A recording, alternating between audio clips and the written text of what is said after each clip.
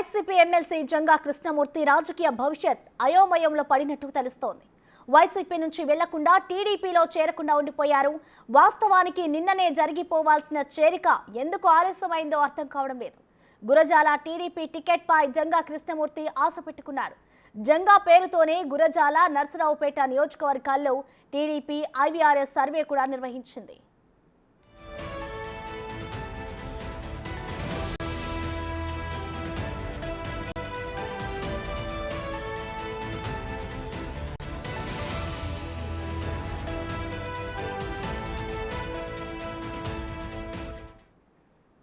YCP MLC Janga Krishnamurthy రాజకీయ భవిష్యత్ అయితే అయోమయంలో పడింది. ఇటు వైసీపీ నుంచి ఇంకా వీడలేదు, అలాగే ఇటు టీడీపీలో కూడా చేరకుండా అయితే ఆయన ఉండిపోయారు. దీనికి సంబంధించిన కంప్లీట్ డీటెయిల్స్ మా ప్రతినిధి విజయవాడ నుంచి శివ లైవ్ ద్వారా అందిస్తారు. శివ, ప్రసన్న, మొత్తం మీద చూసుకుంటే వైఎస్ఆర్సీపీ ఎమ్మెల్సీ జంగా కృష్ణమూర్తికి సంబంధించి కొంత అయోమయం అయితే నెలకొనుంది. ప్రధానంగా ఆయన వైసీపీలో లేరు, టీడీపీలో లేని పరిస్థితి అయితే కనిపిస్తుంది. కానీ వాస్తవానికి ఆయన వైసీపీకి రాజీనామా అయితే చేయలేదు. కానీ గత 2 నెలల కాలంగా వైఎస్ఆర్సీపీ అధిష్టానంపై తీవ్రస్థాయి అసంతృప్తి, ఆగ్రహం, నిప్పుల వర్షాన్ని కురిపించారు. తాజాగా ఆయన ఎంపీ కృష్ణదేవరాయలతో పాటు టీడీపీలో చేరతారని చెప్పి గత 20 రోజులుగా కూడా విస్తృతంగా ప్రచారం జరిగింది. ఆయన టీడీపీ చేరికకి దాదాపుగా ముహూర్తం ఖరారైంది. దాదాపుగా కొన్ని సందర్భాల్లో త్వరలోనే తెలుగుదేశం పార్టీలో చేరుతున్నట్లు కూడా జంగా కృష్ణమూర్తి అధికారికంగా ప్రకటించారు. అయితే తాజాగా జంగా కృష్ణమూర్తికి సంబంధించి కూడా నిన్న టీడీపీలో చేరాలని చెప్పి భావించారు. కానీ ఆయన నిన్న టీడీపీలో చేరలేదు. ఏదైతే ఆయన గురజాల టికెట్, గతంలో ఆయన 99-2004లో గురజాల నుంచి కాంగ్రెస్ పార్టీ తరఫున గెలుపొందడం జరిగింది. ఆ తర్వాత 2014లో ఓటమి చెందారు వైసీపీ తరఫున. అయితే ఈ నేపథ్యంలో తాజాగా మరోసారి ఆయన గురజాల టికెట్పై ఆశ పెట్టుకున్నారు. వైసీపీ ఇవ్వకపోవడంతో ఆయన రెబల్గా బరిలో దిగాలనుకున్నారు. తర్వాత ఎంపీ కృష్ణదేవరాయల సూచనతో టీడీపీలోకి రావాలని నిర్ణయించుకున్నారు.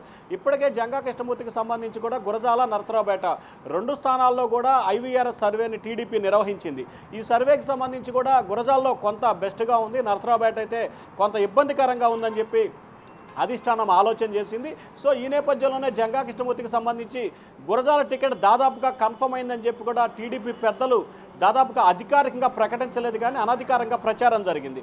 అయితే ఈ నేపథ్యంలో సడన్గా కదలరా సభకు సంబంధించి నర్సరావుపేట పార్లమెంటు పరిధిలో జరగాల్సిన సభని అనూహ్యంగా గురజాలకు మార్చడం జరిగింది. ఇరపతినేని శ్రీనివాసరావు నేతృత్వంలో ఈ సభ జరగడంతో ఇరపతినేనికి గురజాల టికెట్ కన్ఫర్మ్ అవుతుందని చెప్పి కూడా ప్రచారం జరిగిన నేపథ్యం పడింది. ఈ నేపథ్యంలో ఎమ్మటే వైఎస్ఆర్సీపీ కూడా మరోసారి యాదవుల్ని, బీసీలని చంద్రబాబు, టీడీపీ మోసం చేసింది. ఇప్పటికే యాదవుల కోసం నర్సరావుపేట ఎంపీ స్థానాన్ని వైసీపీ కేటాయిస్తే, కానీ జంగా కృష్ణమూర్తి యాదవ సామాజిక వర్గానికి సంబంధించిన నేతకి టికెట్ ఇవ్వకుండా 20 రోజులుగా జాప్యం చేశారు. తెలుగుదేశం పార్టీ చంద్రబాబు సామాజిక వర్గానికి సంబంధించిన కృష్ణదేవరాయల్ని మాత్రం ఆగమేఘాల మీద టికెట్ ఇచ్చి కన్ఫర్మ్ చేసి పార్టీలో చేర్చుకున్నారు. కానీ బీసీ సామాజిక వర్గానికి సంబంధించిన నేతకు మాత్రం టికెట్ ఇవ్వకుండా, టికెట్ కన్ఫర్మ్ చేయకుండా పార్టీలో చేర్చుకోలేదు. ఒక్కో సామాజిక వర్గానికి ఒక్కో రీతిలో వ్యవహరిస్తున్నారని చెప్పి వైఎస్ఆర్సీపీ సోషల్ మీడియా వేదికగా నిప్పుల వర్షాన్ని కురిపించింది. సో ఈ నేపథ్యంలో చంద్రబాబు కూడా నిన్న జరిగిన సభలో కూడా గురజాల టికెట్పై అధికారికంగా ప్రకటన చేయలేదు. ఈరోజు ఉదయం నర్సరావుపేట పార్లమెంటు పరిధిలో, అలాగే ఉమ్మడి గుంటూరు జిల్లా నేతలతో చంద్రబాబు సమావేశం నిర్వహించారు. ఈ సమావేశానికి సంబంధించి జిల్లాలో 5 సీట్లకు సంబంధించి కూడా ఆయన చర్చించినట్టు తెలుస్తూ ఉంది.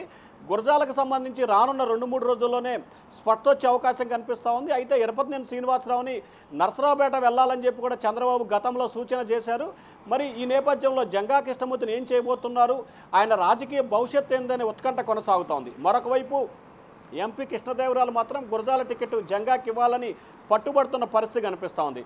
రానున్న 3-4 రోజుల్లోనే రాష్ట్ర వ్యాప్తంగా బీసీ సదస్సు నిర్వహిస్తుంది. ఆ బీసీ సదస్సులో జంగా కృష్ణమూర్తిని చేర్చుకొని టికెట్ కన్ఫర్మ్ చేయాలని చెప్పి అధిష్టానం ఆలోచన చేస్తున్నట్టు తెలుస్తూ ఉంది. మరొక వైపు గురజాలకు సంబంధించి ఇరపతినేని శ్రీనివాసరావు ఆశ పెట్టుకున్నారు కాబట్టి ఆయన్ని ఏ విధంగా కన్వీనెన్స్ చేయాలి, ఆయన్ని నర్సరావుపేట పంపించాలా లేకపోతే మరొకటి చేయాలా అనేది అయోమయంలో ఇటు టీడీపీ ఉంది. అలాగే ఇరపతినేని శ్రీనివాసరావుకి సంబంధించి తాను పోటీలో ఉన్నానా లేదా, గురజాల ఇస్తారా లేకపోతే నర్సరావుపేట పంపిస్తారని అయోమయం. అలాగే ఇటు జంగా కృష్ణమూర్తికి సంబంధించి తనకి వైసీపీలో టికెట్ లేదు కాబట్టి టీడీపీలోని టికెట్ వస్తుందా లేదా అనే ఉత్కంఠ అనే టెన్షన్ ఆయనకు కూడా ఒక అయోమయం నెలకొంది. ఓవరాల్గా గురజాల సీటు మూలంగా పల్నాడు ప్రాంతానికి సంబంధించి ఇటు నరసరావుపేట ఇటు పెదకొరపాడు 3 అసెంబ్లీ స్థానాల అభ్యర్థుల ప్రకటనకు సంబంధించి చిక్కుముడి ఉంది. మరి రానున్న 2-3 రోజుల్లో జంగా కృష్ణమూర్తి టికెట్ కన్ఫర్మ్ చేస్తారా, లేకపోతే ఆయన తిరిగి తనని కొంతమంది వైసీపీ నేతలు టీడీపీ నేతలు మోసం చేశారు అని తిరిగి వైసీపీలో చేరతారా, లేకపోతే చెప్పిన మాట ప్రకారం టీడీపీ టికెట్ ఇస్తుందా, టీడీపీ టికెట్ ఇస్తే ఇరపతినేని భవిష్యత్తు ఏంటి అనే అయోమయం అయితే మాత్రం ప్రస్తుతం పల్నాడు టీడీపీలో కొనసాగుతూ ఉంది. Prasanna. Right, thank you Shiva.